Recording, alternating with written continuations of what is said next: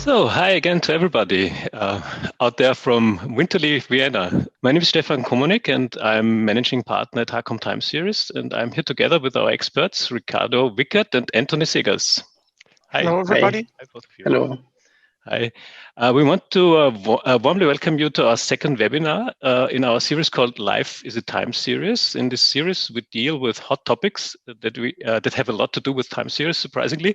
Last time, I had the chance to talk to Tony Inauer, a real ski jumping legend, and we talked about in which area of professional sports time series are really important. And you can check out the compilation of this talk in our YouTube channel in the respective playlist, if you like. But today, we come back to the energy industry and the topic of power quality.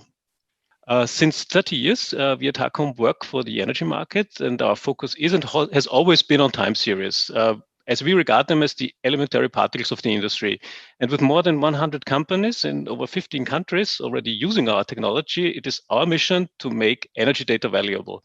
So why did we choose this topic today? I guess I don't need to explain the meaning of power quality, but let's just look at a very simple physical definition. Energy is the capacity for doing work. So what could be more important than the quality of energy? The importance of power quality is not really new. When it comes to preventing from blackouts, we must keep an eye on this parameter. And this is why power quality has been an issue ever since electrical systems have been existing. But in times of smart energy and e-mobility, it is becoming increasingly difficult to master this parameter. This is a task that can only be done with a good technology and a good know-how. And this is where the AIT and we come in. The AIT, the Austrian Institute of Technology, we have already collaborated with on several research projects. And I'm really pleased that with Antony, we have a proven expert here today who will report on practical applications and challenges. Antony is business manager for electric systems at the AIT. And once again, Antony, thanks for joining us. You're welcome. Happy to be here. Great. But before Antony takes over, Ricardo, our head of R&D, will give us some important general considerations about power quality and briefly show how we at HAKOM deal with this topic in research and development. Later on, he will comment on Antony's findings from various use cases. And by the way, if you want to know more about Ricardo, check out his bio on our YouTube channel if you like. Right after that, we will have a short panel where I will forward your questions to the experts. So please do not forget to ask your questions. Use the Q&A functions, please. So with that said, Ricardo, all systems go for you now. Thank you, Stefan. So power quality, as Stefan already told us in the teaser video that maybe some of you have seen, refers to the measures used to evaluate the health of an electrical signal. But what exactly do we mean by that? And the truth is, there are various ways of looking at this and even various definitions. I'll begin with the definition from the International Electrotechnical Commission in their guidelines for electromagnetic compatibility. And they say power quality is the characteristics of the electricity at a given point on an electrical system evaluated against a set of reference technical parameters. And I'll come back to this against a reference later on. To make it perhaps a bit more concrete, I'm stealing this from TVA, from Theo Lagner, and he makes this analogy, which I think it's very good. When we're dealing with life, so with a patient, there's a clear definition for someone being alive. The heart is beating, the lung is absorbing oxygen, there's an electrical signal to the brain. But to define that someone is not only alive, but also healthy, we need some sort of reference. The level of fat or cholesterol in the blood pressure, so compared to a reference which we take to be the ideal standard. And this is what we will focus on here, this departures from a reference. But let's first take a step back to put this a bit more into context. If you're a typical HAKOM customer, you're very likely familiar with a time series representing electrical load. The load represents, as Stefan just mentioned before, the amount of energy, or in mathematical terms, the integral of power over time, where power is the voltage times the current that we're taking from the power outlet. Now, in this time series, we're aggregating this over a 15 or 60 minute window, 30 minutes if you're from the UK. But this means that those readings have been condensed by your energy meter to a single value, which is adequate for the purposes of, say, calculating your energy imbalance or your power bill. But actually, this energy was taken more or less continuously over this time. And we're dealing with AC circuits, so alternating current. And this means that the current and the voltage are alternating following a sinusoidal curve. In other words, looking like the sine curve. And the sine curve will have a period, so a distance between the peaks, which is fairly short. We're talking about 16 or 20 milliseconds between two peaks, depending on the frequency. In other words, over the course of 1 second, the voltage varied from -100 to +100 or -200 to +200, 50 or 60 times. But this 50 or 60 hertz is not quite exact, and the standard power line frequency of 50 hertz here in continental Europe or 60 hertz in many other countries are constantly fluctuating around a reference value. And it fluctuates because there's always a small imbalance between generation and consumption. So the grid operators are constantly dispatching more or less energy into their grids with various mechanisms to keep this stable. And this is what we're seeing here on the graphs. Those are two snapshots from Swiss grid on the left and from the Austrian power grid on the right, which even allow you to see this in real time on their websites. And this frequency stabilization works quite well in large enough systems. So looking at an entire country or even a whole distribution zone, since there are enough balancing effects to compensate each other. But as we zoom in further towards local networks, or particularly behind the meter, if we're looking at a network in a factory or a large building, these effects can be much more pronounced. And there are different effects that we can observe once we start to monitor the voltage oscillation more closely. We can have interruptions if a fuse trips or a circuit breaker completely shuts off a part of a circuit, a sag or an undervoltage effect, depending on their duration, which would be defined as when the amplitude of this voltage wave is reduced for a certain number of cycles. And this may happen if we suddenly switch on a large load or start a motor. We can also have harmonic distortions when the system has a nonlinear load. Nonlinear here means that whenever the impedance is changing with the voltage, we have complex resistance characteristics. And this sounds very complex, but it's actually quite common with certain electronic devices, computer servers, for instance, depending on the design of their power supply. And also voltage flickers, which would be the rapid fluctuations of the peaks of our voltage sine curve. These can be caused by certain motors, arc furnaces, water pumps, so heavy machinery in general. And there's a wide variety of effects that all lead to different departures from this ideal sine curve. And we want to measure those departures. And if we use an analogy with forecasting, maybe there we compare a forecast time series with the realized values, and then we compute, for instance, the mean average percentile error or the root mean square error. But for power quality, we'll take a slightly different path. We'll define acceptable limits with a maximum number of violations that can occur in a period of time.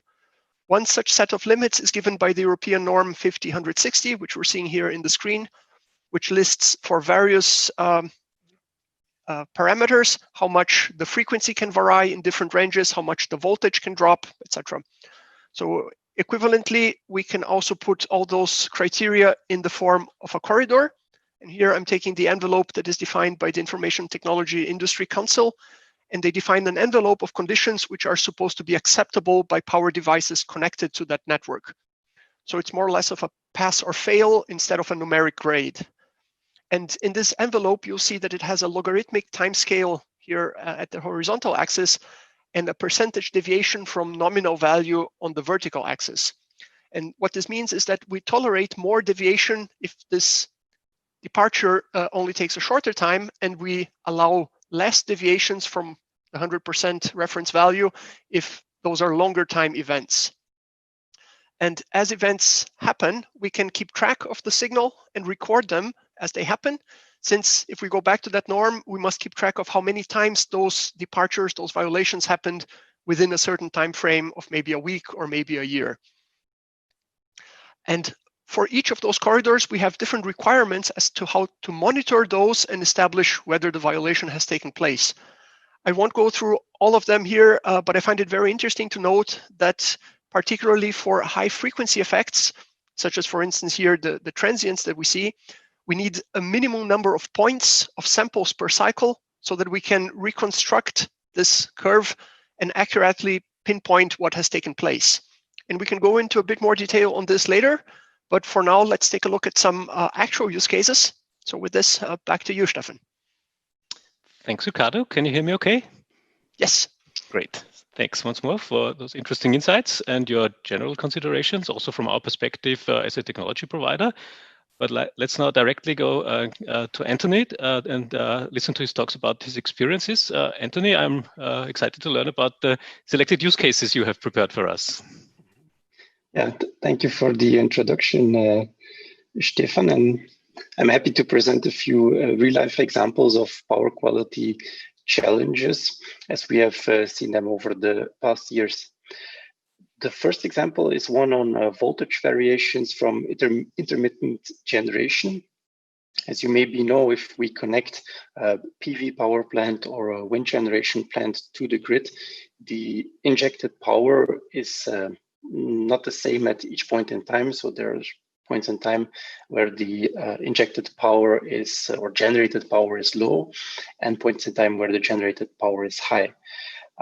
If we look at the picture on the right, and we look at the upper half of the picture, you can see points in time where the generation is high, and at the point of connection, you can see that the voltage at the point of connection is also high. A little bit later, when the generated power is low, injected power is low, the voltage at the point of connection in the public grid will also be lower. This is a well-known phenomenon. And if we look at the bottom of the picture, we can see that there is a linear correlation between the injected power or current on the one hand and the voltage at the point of connection on the other hand. As I said, this phenomenon is well known. It can be calculated, it can be modeled. So network operators are capable to take this into account. And usually there are not many issues with this phenomenon, but of course, especially for weaker grids or for cases where there is a high amount of power being injected, this can cause over voltages, as Ricardo mentioned, as one of the examples of power quality issues. Such an over voltage would mean that either a technical solution is needed to lower the voltage locally, or that in some cases this generation units are disconnected from the grid, which is something we want to avoid, of course.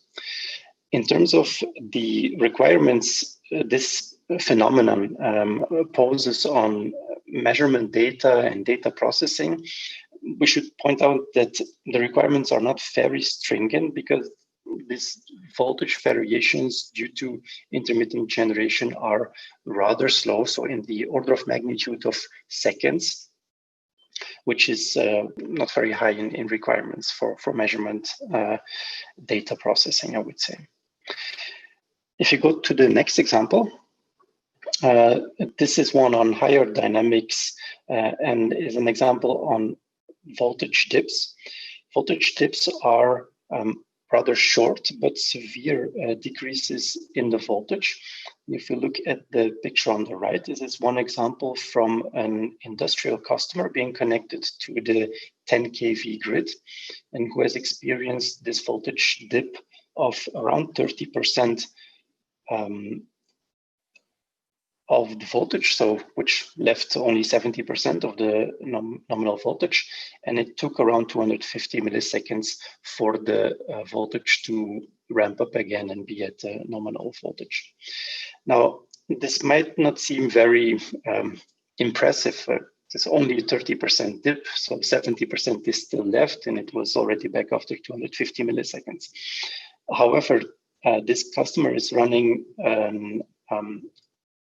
continuous production process, running an extrusion process with an induction machine of several megawatts. And this, at first sight, a very short voltage dip resulted in the machine or some protection devices tripping, the machine being shut down, and a production loss of several hundreds of thousands of euros. If we look at the causes of such event, we can distinguish between, let's say, human-induced causes For example, switching actions on the transmission grid, which again result in voltage deviations in the lower voltage levels. On the other hand, we also have natural causes such as lightning strike, which cause a short circuit and according voltage dips further away from the point where the lightning struck. If we think of what this means for measurement data monitoring, data processing, this is of course poses more requirements on them. We're talking about the order of tens of milliseconds as a time step between measurement data, which we would need to identify such events and also respond to them. We can go to the next example.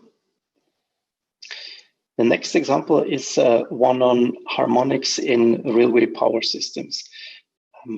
First, as a general note, railway power systems are a very interesting case because they are geographically as widespread as public grids are, but their loading is demanding for these grids. So if a locomotive ramps up, he is ramping up with 3, 6, or 9 megawatts, and this for a few minutes. Once the train is on cruising speed, the loading is almost negligible. So we are looking at very high variations in loading for a very widely spread network with a small base load. The challenges we see in railway power systems are definitely a few years or decades before we see those challenges in public grids, I would say. And one example is these harmonics in the power system. It's important to point out that each system, also power systems, have a so-called resonance frequency, which is influenced by the topology of the network and the use of types of cables and overhead lines. And particularly in the Swiss railway network, there are a lot of tunnels, of course, and for those tunnels, a lot of cables are used instead of overhead lines. And cables have an impact on the resonance frequency, so they lower the resonance frequency. And it is also known that certain locomotive types have a so-called active behavior within this frequency range. And with active behavior, we mean that the system and the locomotives, they resonate against each other in a certain frequency range, resulting in an increase of harmonics. And this is shown on the picture on the right. If we look at the top of the picture, for example, at timestamp 0.05, we see one sinusoidal period being rather smooth, and 2 periods later, we can see that on top of the nominal frequency, we have harmonics being superposed to them. And these are the results from the interaction between the system and locomotives in a very well-defined frequency area. Those little spikes might not look that impressive again, but they do affect the operation of the network to such an extent that in 2008, these voltages became so high that they resulted in damage to the infrastructure and outage of the system, parts of the system, of course.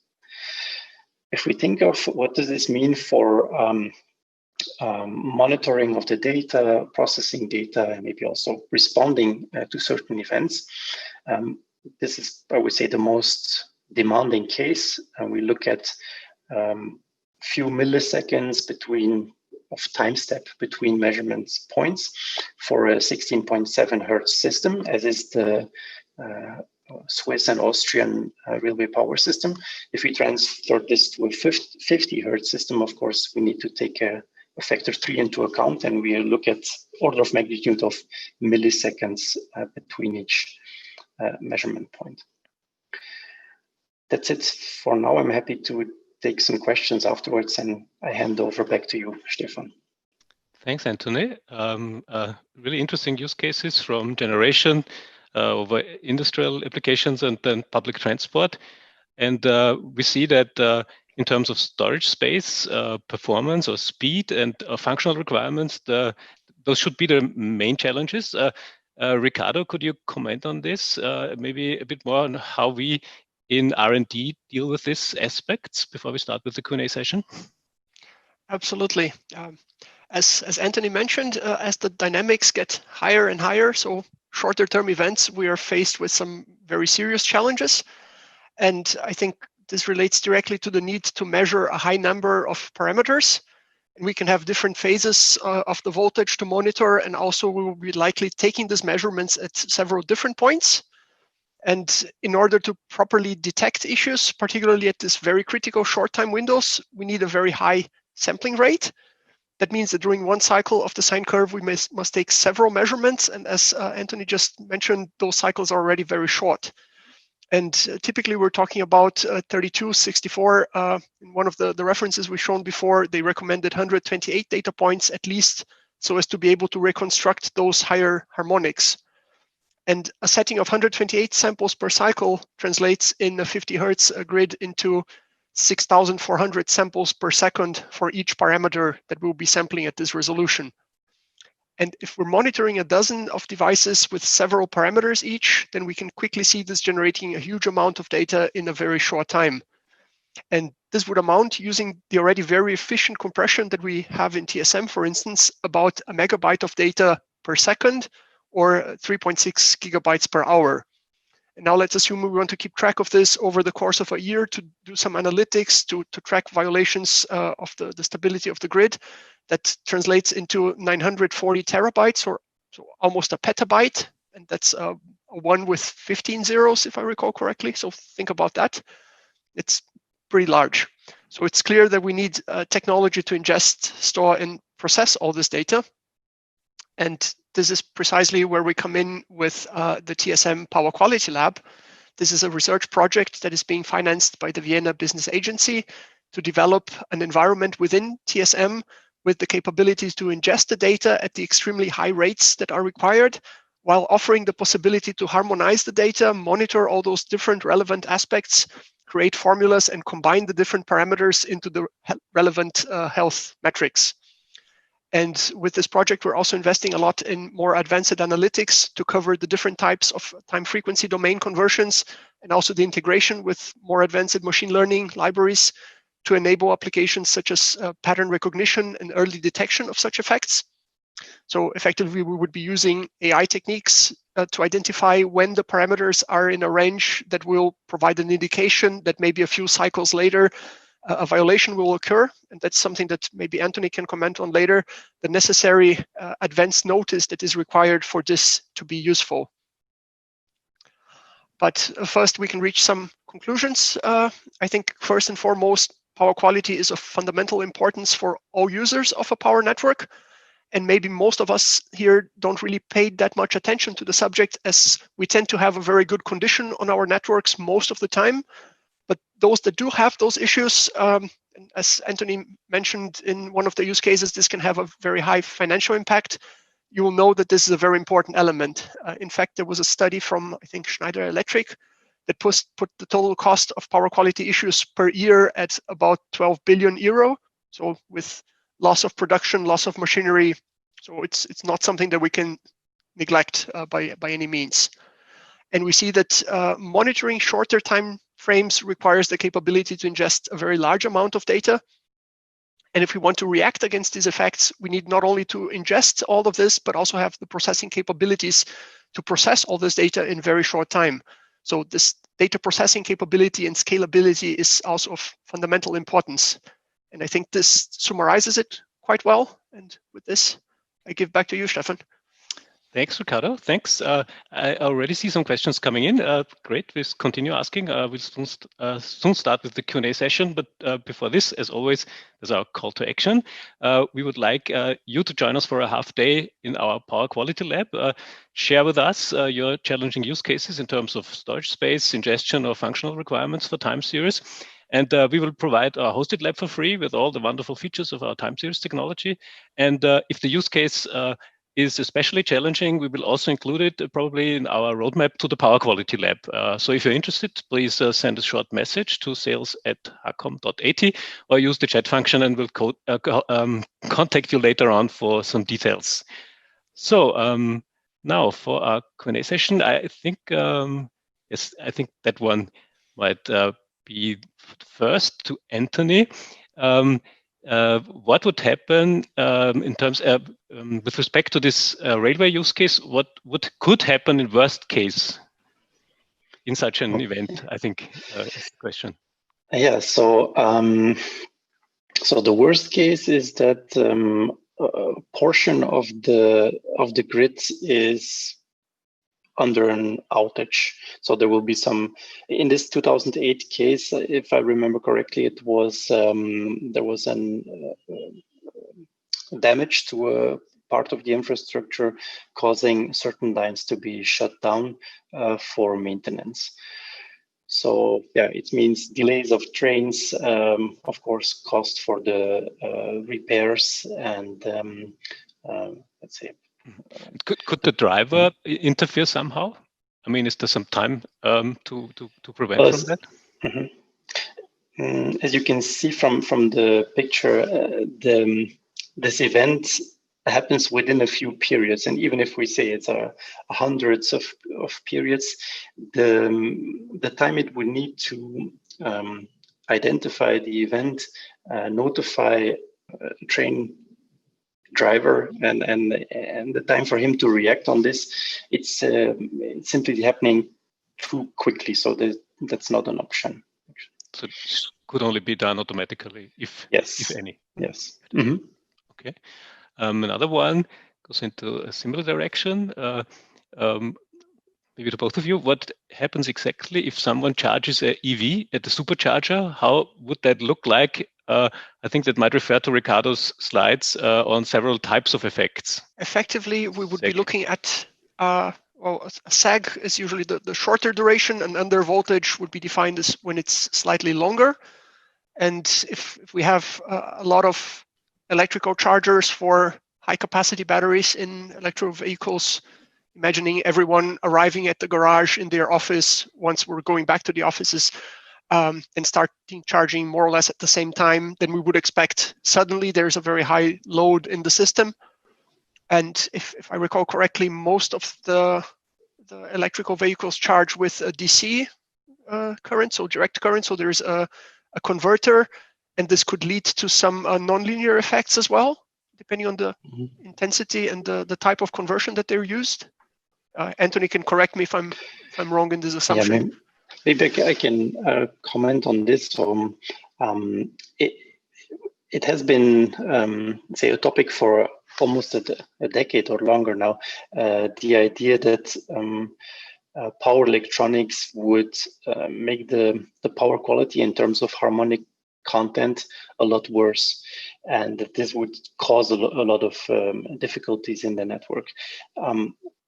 And there has been a lot of R&D on this, and the experience now shows that this fear of power electronics making power quality a lot worse is not really based on facts. So we see that there is only little impact. In some cases, the harmonic content is even better using power electronics than without. So it is, although correct, Ricardo, that charging a lot of vehicles, either DC or AC, means a lot of load in the system, and this would lower the voltage, so it would cause some voltage decrease. That might be out of bounds, doesn't have to be, depending on the total load. I think we have another Thanks. I think as we have some more questions, and we're a bit out of time due to my technical problems. I'm really sorry about. I have another one, if that's okay. Could you please say a few more words about PQ Data Analysis Lab? Is it intended to be used, for example, in the frame of a proof of a concept by companies not yet having a proper infrastructure? How would you address data confidentiality? The specific case of data confidentiality, there would be a separate environment. So this data is not being shared with any other users of the hosted lab. And depending on the requirements, it would be indeed a completely different hardware because of the scaling and the computing power required. But the idea would be precisely to develop a laboratory to test, for instance, what type of algorithms could detect those harmonics in the very short time, such as like Antony mentioned, to provide some sort of automatic reaction, perhaps not sending a signal to the train operator because that would be too late, but really automatically taking his feet off the gas pedal in this analogy, so that the harmonics don't come to pass. And the idea behind the Power Quality Lab would be to have this test environment to verify what kind of algorithms, what kind of strategies could provide answers in the time frame required. Right at the very end, I would like the next webinar that we plan for February. It will deal with another hot topic of smart energy, the batteries. We'll have a look at the state of technology and discuss what the future holds for this extremely important element of the energy transition. And of course, what that has got to do with time series. And again, we will invite some real persons of interest. And so until then, please stay tuned to us. Have a good winter break, and do not forget, life is a time series.